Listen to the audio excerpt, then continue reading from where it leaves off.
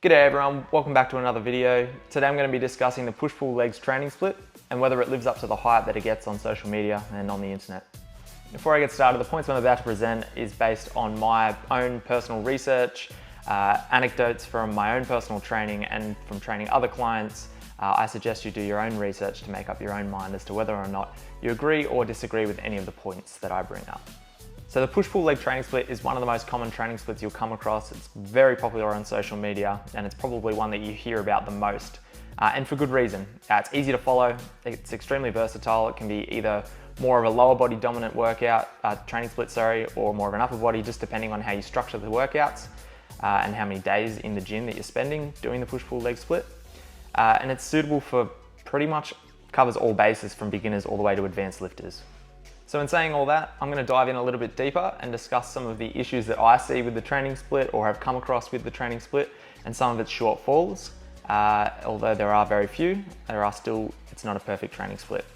So the first downfall that I see with the push-pull leg split is that it's not the most conducive training split to frequency. And what I mean by that is that you would need to be in the gym 6 days a week to hit each muscle group twice within that week. Most of the research out there leans towards training a muscle group multiple times within a week to optimize hypertrophy. And there are other training splits out there that will allow you to do this without training 6 days a week. For example, an upper lower split, you can hit all muscle groups twice within the week in just 4 days. And even a 5-day training split where you do follow a push-pull legs for the first 3 days and then do an upper and a lower body day would allow you to hit the same frequency, but in 5 days. For me personally, when I train, and definitely when I'm programming for my clients that don't want to be in the gym 6 days a week, they're the training splits that I would tend to lean towards over a push-pull leg split. Another downfall within the split is that it isn't great for building arms. What I mean by that is for the upper body sessions, your push and pull days, arms are located at the end of the session because they need to be, otherwise they're impeding on your previous exercises. So for your push day, generally your chest and shoulder exercises are put in before your tricep work. So your tricep work takes a back seat, and it's also done at the end of the session where fatigue is at its highest. Now, of course, your biceps and triceps are still going to benefit from the pushing and pulling movements that they'll do prior to that workout. However, they're not being directly trained in those movements, so they're not the most optimal movements to be growing said biceps or triceps. And when you are directly training them, they're at their most fatigued point and you're unable to access the highest threshold motor units, which is most likely the reason that some struggle to grow their arms in this split.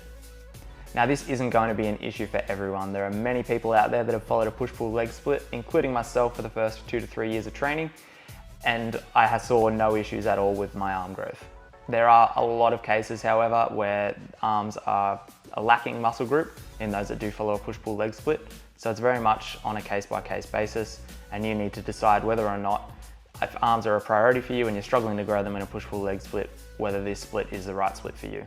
The final point that I could think of which could potentially flag as an issue is for those of you that are training with a push-pull leg split and training 6 days a week to allow for the twice a week frequency for each muscle group, is the central nervous system and supraspinal fatigue that you will induce from training 6 days a week. So what those big sciencey words basically mean is that there is fatigue present within the body after every workout. And it does take a time to recover from each workout, whether or not the muscle is still experiencing any delayed muscle soreness or not. There are still fatigue elements present after a workout. Some people, and most people, will be unable to recover optimally if they're training 6 days a week and only resting once. So this is something that may play into reducing your ability to progressively overload, which we know is the most important factor in building muscle. So that is something to take into consideration. You might not even notice it's happening, but if you were to trial an additional rest day in a week, without even changing your training split and just running the split into the following week and just doing it that way, and noticing that you might be able to progressively overload a little bit better, then potentially a 5-day training split might be the better option for you. All right, moving on to the pros, and I do believe there are a lot more pros to this split than there are cons. So the push-pull leg split is brilliant for hypertrophy in the main muscle groups. Chest, back, shoulders, and legs all get their volume at the beginning of the session when there's the least amount of fatigue present, which for 95% of the population is exactly what you want from your training split. Another positive that I mentioned previously with this split is that it can be extremely versatile. You don't have to spend 6 days in the gym with this training split if you don't want to. 3 days in the gym following the push-pull legs, spread out however you like, will hit every muscle group once and will still be great for hypertrophy. If you only wanted to spend 4 days in the gym and you wanted to make the program more of a legs dominant split, then you could do 2 leg days, 1 push, 1 pull day, and split it up appropriately to allow for recovery. The same thing goes if you wanted to focus on bringing up chest and shoulders and potentially triceps as well. You could just add an additional push day, and same goes for back. If you wanted to make your back more of a back dominant split, you just add a second pull day in, keep 1 leg day and 1 push day. If you wanted to make it a total upper body focus split, you just do 1 leg day and 2 push and pull days. And then obviously 6 days in the gym, you're hitting every muscle group twice. Touching on versatility again, I actually don't believe that this training split is something that you will grow out of. I think as you go along, if your arms are growing within the split and none of the other issues seem to be bothering you in terms of the fatigue you induce, you're still able to progressively overload each week effectively, and you have tried other splits and this is still the most effective split for you in terms of muscle growth, then there is no reason why you can't ever stop doing a push-pull leg split. I don't think it's for beginners only or intermediates only or for advanced trainees. I think it is and can be for everyone. The final positive point that I want to bring up, and potentially the biggest positive of the entire training split, is that there's very little crossover fatigue from session to session.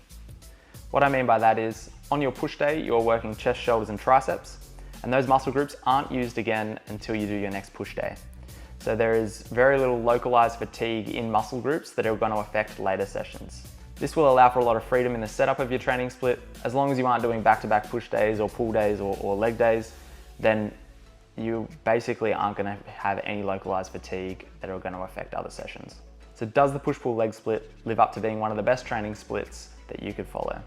In my opinion, unless you want to be in the gym 6 days a week, there are probably other training splits that I would prefer. Whilst there's nothing wrong with this training split, and most of the cons that I just mentioned aren't even going to affect everyone, in my opinion, I believe that there are splits that you can do in fewer days that will produce similar, if not better results. So what's another alternative to a push-pull leg split?